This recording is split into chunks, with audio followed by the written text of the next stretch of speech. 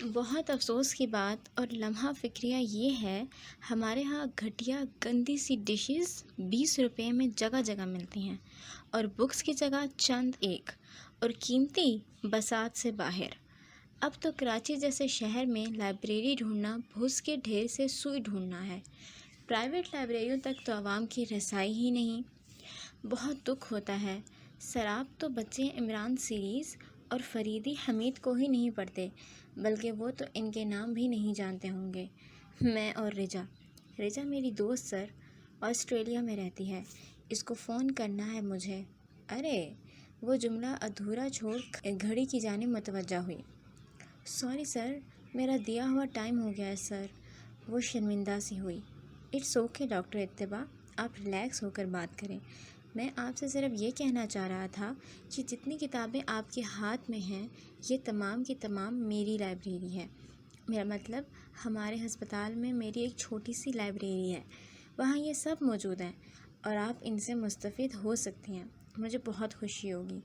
میرے علاوہ کوئی انہیں دیکھتا بھی نہیں ہے، نہ ڈاکٹر غازی اور نہ ڈاکٹر شاہان۔ ہاں، پلوشیں کبھی کبھار کوئی ناول وغیرہ مانگ لے تو مانگ لے۔ اس کی آنکھیں حیرت سے پھیل گئیں۔ آپ سچ کہہ رہے ہیں؟ آپ آ کر دیکھیے گا بی بی۔ ان کی آنکھوں میں مخصوص شرارتی مسکراتا رنگ ابھر آیا۔ اور مجھے یہ بھی لگتا ہے کہ ہماری بہت اچھی دوستی ہو سکتی ہے۔ آپ بھی کتابوں سے محبت کرتی ہیں۔ اگر فون کرنے میں کچھ دیر ہے تو کچھ کھانے پینے چلیں؟ کہاں جائیں سر؟ دیکھیے، ابٹاباد آئیں اور الیاسی مسجد کے پکوڑے نہ کھائیں تو بات کچھ نہیں بنتی۔ پکوڑے کھا لیتی ہیں نا آپ؟ اس نے فقط سر ہلایا۔ مگر سر، یہ بکس… میں بلاتا ہوں کسی کو، ٹھہریے۔ مجھے شرمندگی ہو رہی ہے سر، اتنی بکس اتنی دیر سے لیے بیٹھی ہوں اور لی ایک بھی نہیں ہے۔ ارے بی بی، وہ ہنسے، آپ میرے ساتھ تھیں اور میں اندر ہزاروں روپے دے کر آیا ہوں، آپ ذرا سی بات پہ ٹینشن کیوں پا لیتی ہیں؟ دیکھیے، یہ الیاسی مسجد ہے، یہاں بہت عرصے سے قدرتی چشمہ پھوٹتا تھا، پھر یہاں مسجد بنا دی گئی، ساتھ مدرسہ جہاں بچے قرآن حفظ کرتے ہیں، بلکہ اب یہ ایک سیر و تفریح کا مقام بن گیا ہے۔ جا بجا چھوٹے موٹے ہوٹل ہیں اور ہم یہیں کے پکوڑے کھائیں گے۔ اس ٹرپ کا سب سے لازمی کام سے فارغ ہو گئے تو پھر آپ کو سربن ہوٹل سے شاندار کھانا کھلایا جائے گا۔ بس سب کو آنے دیجیے۔ وہ ان کے ہمراہ چلتے ہوئے انہیں بغور سن رہی تھی۔ آپ اپنی کالز کرنا، میں تب تک نماز ادا کر لوں گا۔ کوئی مسئلہ تو نہیں ہوگا نا؟ بس جگہ مت چھوڑیے گا۔ اس نے سر زور سے نفی میں ہلایا اور منہ سے کچھ بھی نہ بولی۔ سفید ماربل کی مغلیہ طرز تعمیر سے متاثر الیاسی مسجد اس کی نگاہوں کا مرکز تھی۔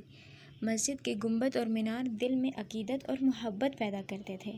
آتے جاتے لوگ مگن، تیز رو، دھیمے، سر پر گرم ٹوپیاں، گرم چادر سے خود کو چھپائے، لکڑی کی گاڑی میں آگ جلائے، مکئی کے دانے بھونتا پٹھان۔ اس کے پاس رش تھا۔ یہ لوگ مکئی کے دانوں کے شائق تھے۔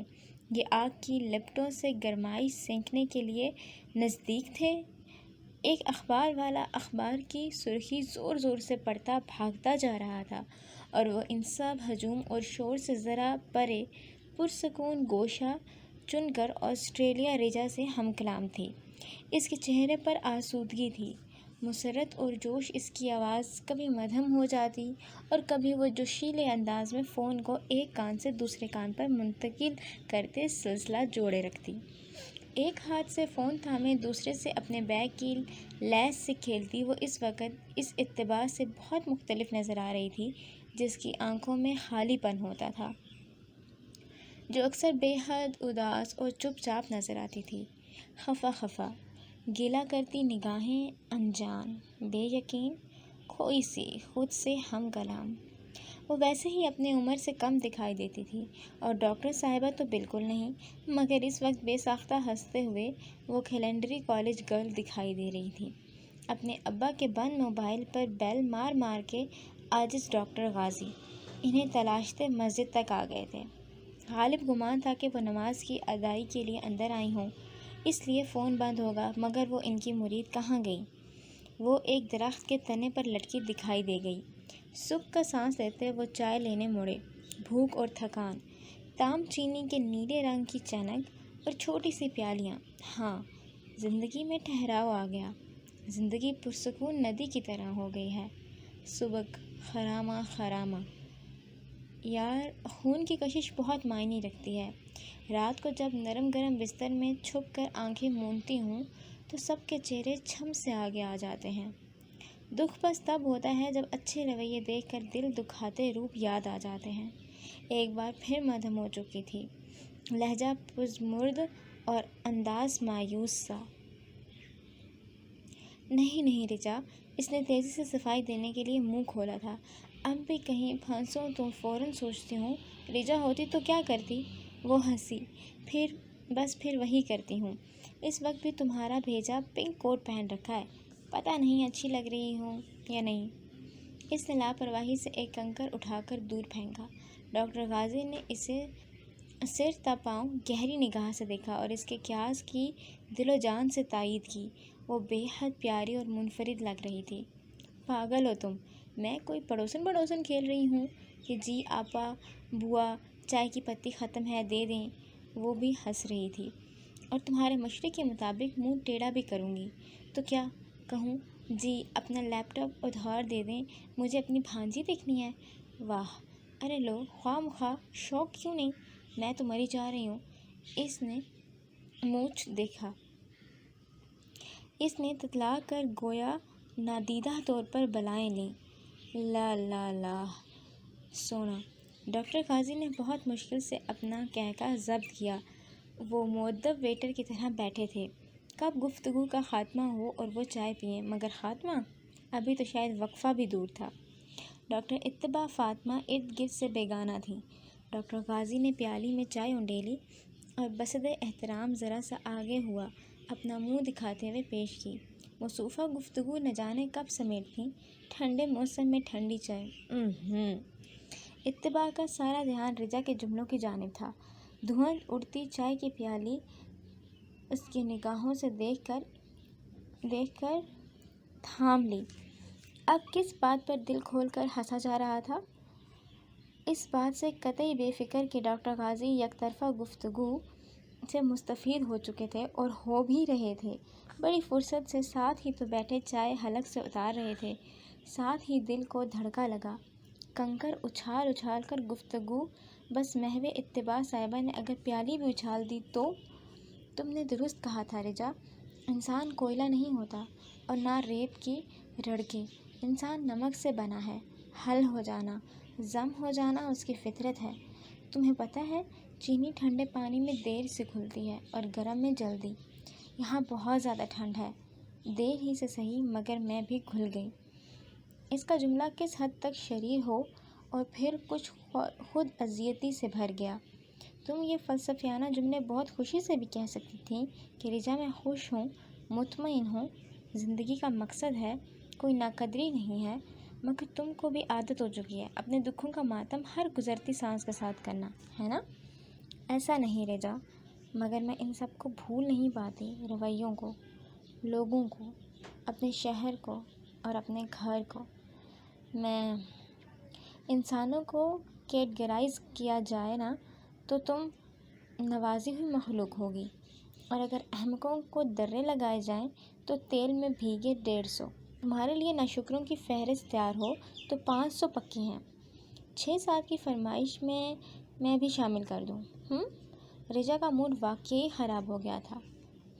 یتیمی کے باوجود، رشتے والوں کے ناروا سلوک کے باوجود، مالی پریشانیوں سے نبرد آزما ہوتے ہوئے بھی تم ڈاکٹر بن گئی اتباع، ورنہ یتیم ٹھوکروں پر ہوتے ہیں، یتیم خانوں میں رہتے ہیں اور جمعرات کے جمعرات 4 خانہ رومال کندھوں پر سجا، تنکوں کی ٹوپی سر پر رکھے چندہ مانگتے ہیں۔ رشتہ داروں کے غیر انسانی رویوں سے خبتی پاگل نفسیاتی مریض بن جاتے ہیں، مفت کا نوکر بن کر گالیاں اور کوسنے مکے سہتے ہیں۔ ان کی اپنی سوچ، اپنی خواہش، ادراک، فہم سب منجمد ہو جاتا ہے۔ حکم کے غلام، عاجز بندے۔ تو کیا میرے ساتھ یہ سب نہیں ہوا؟ اس نے بہتی آنکھوں سے بھرائی آواز سے اچھل کر ٹوکا تھا۔ میرے ساتھ بھی تو میں بھی سردی سے کپکپاتی، وائل کی ملکجی قمیض میں کوئٹہ کی یخ بستہ ہواؤں کو سہتی تھی۔ چھوٹے چھوٹے ہاتھوں سے دعوتوں کے بڑے بڑے پتیلے مانجتی تھی۔ جب سب تھکان مٹانے کو آڑے ترچھے لڑکے چائے کے سپ لیتے تھے، مجھے بھی تو میرے گھر سے، کمرے سے، کھلونوں سے دور کیا گیا۔ میرے پاس وجہ سے پھٹ پڑی۔ تم تو ہر چیز کی گواہ ہو رجا۔ اس کا لہجہ دکھ سے بوجھل ہو گیا۔ تمہاری امی نے مجھے سویٹر بن کر دیا تھا۔ تمہارے لنچ باکس میں میرے لیے پراٹھا ہوتا تھا۔ میں بریک میں کلاس روم میں بیٹھتی تھی کہ میرے پاس میرے سگے چچا، تایا، میں نہیں بھول سکتی کہ، اور پھر وہی چچا تمہارے لیے نجات دہندہ بنے۔ تم یہ کیوں بھول جاتی ہو؟ رجا چلائی تھی۔ تم رلی نہیں، برباد نہیں ہوئی۔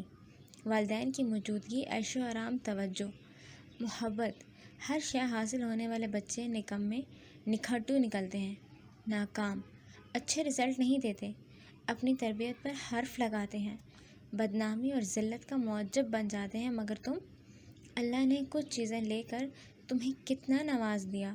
محفوظ مستقبل، عزت دار پروفیشن، محبت، سب دی۔ اور میری جیسی ناسے تائی چاچی پراٹھے بنا کر نہیں دیتی تھیں تو کیا؟ اللہ نے میری امی کو یہ کام سونپ دیا۔ اور پھر چچا کی محبت اظہار کرنے کے لیے چوما چاٹی نہیں تھی، مگر ثابت ہوا ان کا انکنڈیشنل لو، ان کی بے غرض محبت۔ تم ان کی نگاہ میں ہمہ وقت نہیں رہیں، مگر پھر وہی تمہارے لیے کر گئے جو سب سے بہترین عمل تھا، اور تم، وہ بہترین عمل سزا بن گیا۔ میں گھر سے بے گھر ہو گئی۔ نفرت، اکتاہٹ اور بیزاری نے، اس نے رجا کی بات بے صبری سے کاٹی تھی۔ بہتے آنسوں کو سختی سے رگڑتے وہ بولنا شروع ہو چکی تھی۔ ارے سوری اتباع، رانیہ جاگ گئی، شاید اس نے کپڑے گندے کر دیے۔ سوری یار، میں ذرا اسے دیکھوں۔ اتباع نے اچانک سیاہ ہو جانے والی اسکرین کو گھورا۔ اسے بھڑاس نکالنے اور اتنے دنوں بعد بولنے سے بہت سکھ مل رہا تھا۔ بے بسی کے احساس نے اسے نیم جان کر دیا تھا۔ اس نے چند لمبی سانس کھینچ کر خود کو آرام دینا چاہا، مگر وہ ہار گئی اور پھوٹ پھوٹ کر رو دی۔ اتنے دنوں بعد رجا کو سننے سے ملنے والی خوشی سب بھاڑ میں گئی۔ رجا، رجا، رجا، رجا مقصود، اس کا واحد مخلص زندہ رشتہ جس کی محبت اور بے غرضی پر اسے کوئی شک نہیں تھا۔ مایوس زندگی کے دلدل میں دھنستے ہوئے اسے مل جانے والا رجا والا ہاتھ، رجا، رجا اور اس کی امی۔ رجا اس کی زندگی میں فیصلے کا ٹھپا بن کر داخل ہوئی، اور اس کی امی بزرگ دوست، ناصح، اس کی فکر کرتی، اسے پچکارتی، دلاسا دیتی۔ ہاں، گلاس آدھا خالی ہی نہیں ہوتا، وہ آدھا بھرا ہوا بھی ہوتا ہے۔ وہ جیسے ماضی کو یاد کر کے اور رو رو کر تھک گئی تھی، نڈھال ہو گئی۔ اب رونے میں وہ شدت نہیں تھی، مگر وقفے وقفے سے ابھرتی سسکیاں بڑے امتحان کی بات تھیں۔ سو ڈاکٹر غازی، جاؤں نہ جاؤں کی تکرار سے پریشان اس کے سامنے آ گئی۔ وہ حسب عادت ارد گرد سے بے خبر خود ہی میں مگن تھی۔ ڈاکٹر غازی کرسی گھسیٹ کر بیٹھ بھی گئے، اور وہ ہنوزی ہلکاتی رہی۔ آپ کی دوست صحیح کہہ رہی تھی ڈاکٹر اتباع فاطمہ۔ کیا؟ وہ بری طرح چونکی اور آنسوؤں سے بھری ہوئی پلکیں اٹھا کر سرخ آنکھیں ان پر ٹکا دیں۔ بے حسی اور تکلیف کے احساس پر شرمندگی اور معافیاں ہو جانے کا غم۔ اس دن الیاسی مسجد کے سامنے چائے کا کپ مزے سے چڑھا لیا، یہ نہ دھیان دیا موصوف ساتھ ہی تو بیٹھے ہیں۔ ہوش اس وقت آیا جب ڈاکٹر غازی نے آفر کی کہ وہ اپنی بھانجی دیکھنے اور بہن سے بات کرنے کے لیے اس کا لیپ ٹاپ لے سکتی ہے۔ وہ لیپ ٹاپ ہاتھ میں لیے بڑھائے کھڑے تھے۔ انکار، اقرار، شکریہ، شکریہ سے پہلے تو اسے تھامنا تھا، مگر نہیں۔ واہ بیٹا، انہیں ذرا شرم نہیں، چھپ کر باتیں سنتے ہیں۔ یقین کریں، جب آپ اندر داخل ہوئیں، میں بھی اسی کرسی پر بیٹھا کتاب پڑھ رہا تھا، بلکہ میں نے آپ کو مسکرا کر بھی دیکھا، مگر آپ شاید بہت زیادہ ایکسائٹڈ تھی، آپ کو خبر ہی نہیں ہوئی۔ وہ بے حد شرمندہ ہو گئی۔ ایسا ہی ہوا ہوگا۔ میں آپ سے زیادہ امپریس ہوں، نہ نکلنے کے قابل نہ بیٹھنے کی ہمت، یعنی نہ جانے رفتن نہ پائے لندن۔ مگر بہرحال وہ بالکل ٹھیک کہہ رہی تھیں۔ ماضی یاد رکھنے کی چیز ہے، اور پھر ماضی بھی وہ جو تکلیف دہ ہو۔ آپ حال پر نظر ڈالیے اور مستقبل کے خوب اچھے خواب بنیے۔ میں آپ کے دل کا حال نہیں جانتا، مگر آپ اتنی قابل ڈاکٹر ہیں، اپنے پیشے سے مخلص ہیں۔ قابلیت، درد مندی، فکر مندی، احساس ذمہ داری، اور اس سے بڑھ کر ایک ڈاکٹر کے لیے کیا ضروری ہو سکتا ہے؟ آج یہاں ہیں، کل کہیں اور ہوں گی، اپنی انہی خصوصیات کی بنا پر ہاتھوں ہاتھ لی جائیں گی۔ آپ کے لیے ہر راستہ روشن ہی ہے۔ کیوں؟ کیوں؟ اس نے تیزی سے اس کی بات کاٹی، گویا کرنٹ کھایا۔ کیوں؟ میں کل کہیں اور کیوں ہوں گی؟ وہ بے حد دکھ سے چلائی تھی۔ کیا ٹکنا میرا نصیب نہیں ہے؟ میں کہیں جم نہیں سکتی؟ میرے حصے کی زمین کہیں نہیں ہے؟ میں جب دل لگانے لگتی ہوں، در و دیوار سے محبت کرنے لگتی ہوں، مجھے کہہ دیا جاتا ہے کہ کوچ کرو، تھیاری پکڑو۔ آپ بھی یہی کہتے ہیں کہ کل غم کی شدت سے آواز حلق میں گھونٹ دی گئی۔ اس کے رونے اور پھٹ پڑنے سے حواس باختہ ڈاکٹر غازی عجلت سے اس کے لیے پانی کا گلاس بھرنے لگے۔ کچھ پانی بھی چھلک گیا۔ آئی ایم سوری ڈاکٹر، میرا یہ مطلب نہیں تھا۔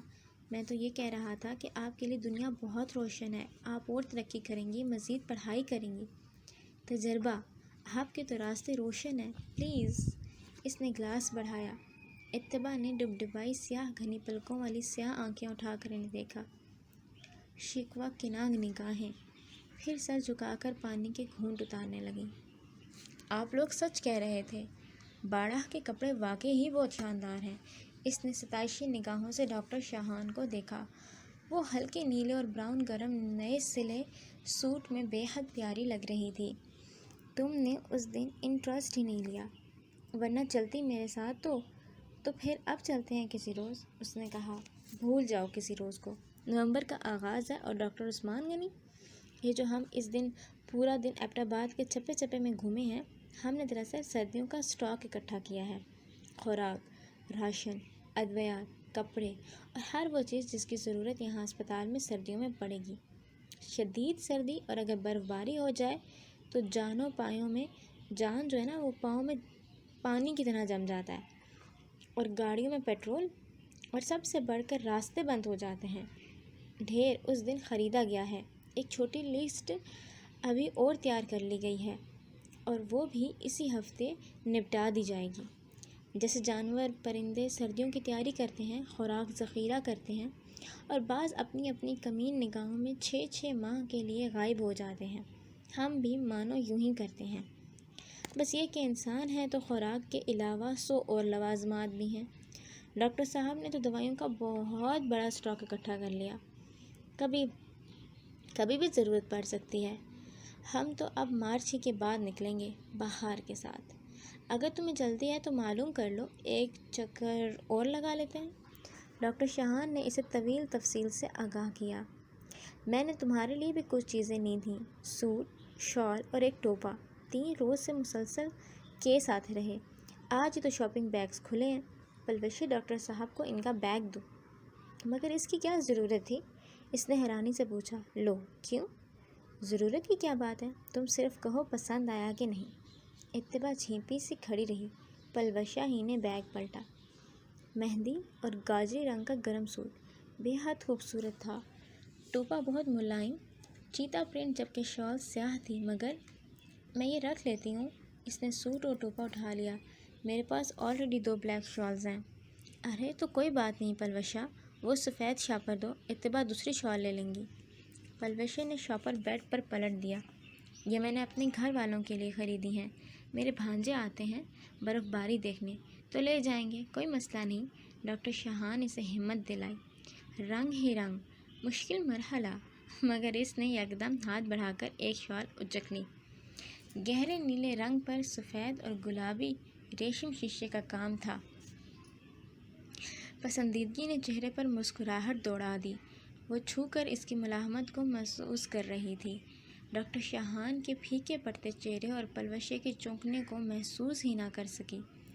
ویسے تم نے اس دن کون سی کتابیں خریدیں؟ دکھائی نہیں۔ کہاں خریدیں؟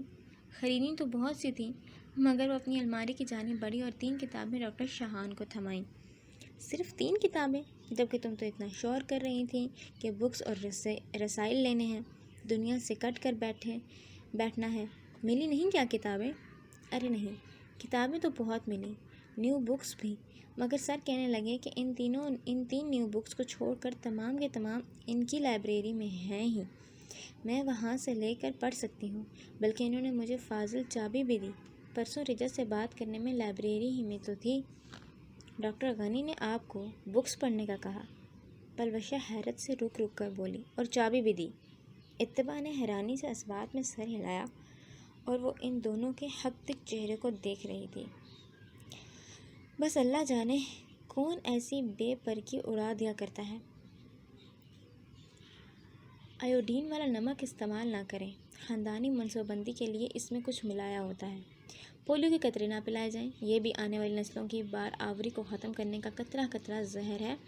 خام خواہ کی بکواس۔ ڈاکٹر شاہان ناگواری سے بولتے ہوئے سامان اٹھا رہی تھیں، رکھ رہی تھیں، وہ بھی تیار تھیں۔ دراصل آج انہیں 2 گروپوں کی صورت میں دور اوپر پہاڑی علاقوں کی جانب جانا تھا، جہاں پردے کی بے پناہ پابندی تھی اور وہم و خدشات پر یقین مرتے رولتے رہتے، مگر انگریزی علاج سے دور بھاگتے۔ انہیں قائل کرنا بہت مشکل تھا کہ وہ خود 3 ماہ بعد یا 6 ماہ بعد اپنے علاج معالجے کے لیے اسپتال چل کر آئیں۔ وہ لوگ خود جاتے۔ اس بار اسے بھی جانا تھا۔ لیڈی ڈاکٹرز اور پلوشہ کا جانا یوں ضروری تھا کہ عورتیں عورتوں میں گھس جایا کرتی تھیں۔ جیپوں میں سوار ہونے سے پہلے ڈاکٹر غنی نے سب کو پلان دیا۔ وہ سب دائرے میں کھڑے ہمتاً گوش تھے، سر اس بات میں ہلا رہے تھے۔ ڈاکٹر شاہان اور پلوشے دونوں میرے ساتھ، اور آپ ڈاکٹر اتباع ڈاکٹر غازی کے ساتھ۔ اتباع ٹھٹکی، وہ اور ڈاکٹر غازی اکیلے؟ چند منٹوں تک اس کے ذہن ہر چیز سے خالی ہو گیا۔ وہ اب صرف ہلتے لبوں کو دیکھ رہی تھی۔ قوت سماعت دماغ تک پیغام نہیں پہنچا رہی تھی، دماغ کو کچھ اور ہی سگنل مل رہے تھے جو بینائی اور زبان پر حاوی ہو گئے۔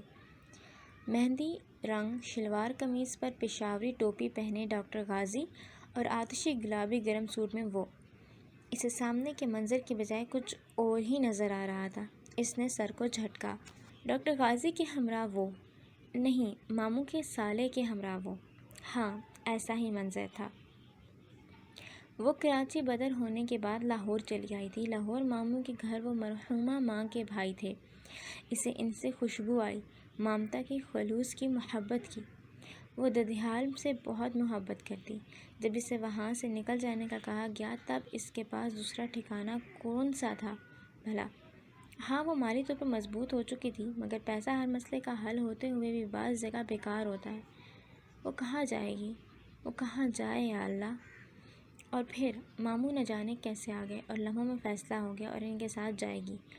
وہ وہاں اپنی ڈاکٹری کی پڑھائی کرے گی، اسے کوئی نہیں روک سکتا۔ تو کوئی بات نہیں، سب ٹھیک تھا۔ اور وہی اس کے اعتبار کرنے والی فطرت۔ اسے اپنے ارد گرد پھیلی معنی خیز خاموشی، نگاہوں کی گفتگو پتہ بھی نہ چلتی۔ سمجھنا تو دور کی بات، وہ ماموں زاد بہن بھائیوں کے اکلوتے ماموں کو ماموں ہی کہتی تھی، اور اس کے علاوہ کہنا بھی کیا چاہیے تھا؟ مگر پلاننگ کیا تھی؟ اس کے ماموں زاد بہت چھوٹے تھے۔ اسے بہلایا گیا، بتایا گیا، سمجھایا گیا کہ اس کا مستقبل بہت شاندار ہوگا ماموں کے سالے کے ساتھ، لیکن اس کی زندگی میں کوئی جگہ نہیں تھی اس رشتے کے لیے۔ اس کے عزائم سیدھے سادے تھے، پڑھائی، کیریئر اور واپسی۔ اس نے صاف انکار کر دیا اور رویہ بدلنے پر ہاسٹل شفٹ ہو گئی۔ پھر ایک روز ماموں مامی آئے، معافی تلافی۔ وہ دوبارہ سے چھٹی میں گھر جانے لگی۔ سب ٹھیک ٹھاک تھا، مگر نہیں، اسے باقاعدہ پلاننگ کے ساتھ ماموں اور مامی نے سالے صاحب کے ساتھ اسپتال لے جانے کا کام دیا۔ اسے لگا سب نے تسلیم کر لیا ہے، مگر یہ اس کا اعتماد جیتنے کی کوشش تھی۔ ماموں کا گھر لاہور شہر کے کافی باہر تھا۔ وہ راستے میں کتابوں کا مطالعہ کرتی، گرد و پیش سے بے خبر بیٹھی رہتی۔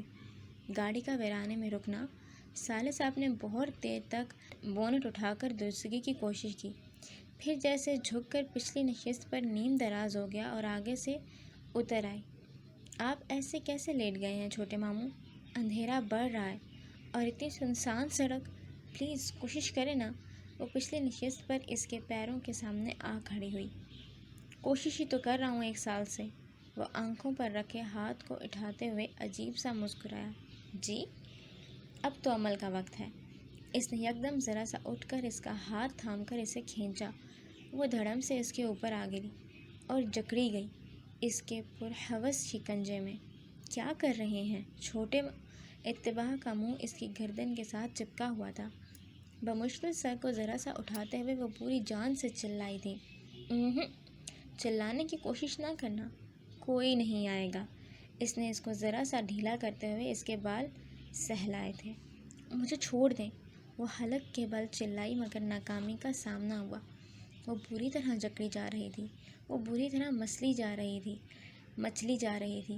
اس کی پوری کھال اتار کر نمک مرچ لگا کر رکھ دیا جاتا، وہ تب بھی اتنی شدت سے نہ تڑپتی اور چلاتی جتنی جدوجہد اس نے کی، مگر آگے باقاعدہ پلاننگ تھی۔